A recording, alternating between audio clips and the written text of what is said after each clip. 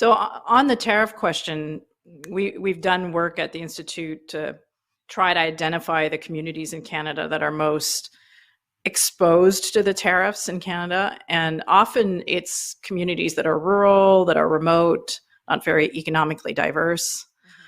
Are you seeing that same, I guess, phenomenon with Indigenous businesses in terms of how exposed they are to the tariffs? Yeah, I think it's very interesting because with so much uncertainty, I think it's difficult for us to really understand the impact or what the impact might be.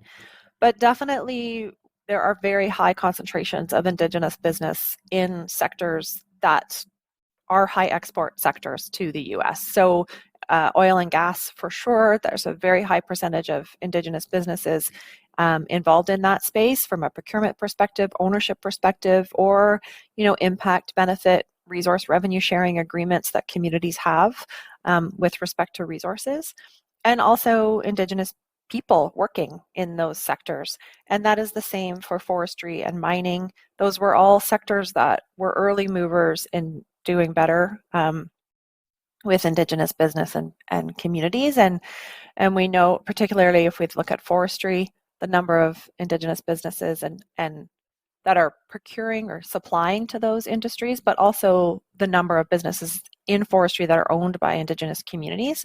And with the existing softwood lumber tariffs, additional tariffs on top of that, that's definitely an area of concern. And seafood also, with the tariffs that China has put on seafood, the additional tariffs, if applicable from the US, depending on CUSMA compliance, we'll have a big hit on that sector, and there are a number of seafood operations owned by Indigenous businesses and communities. So that's an area that we're really watching as well.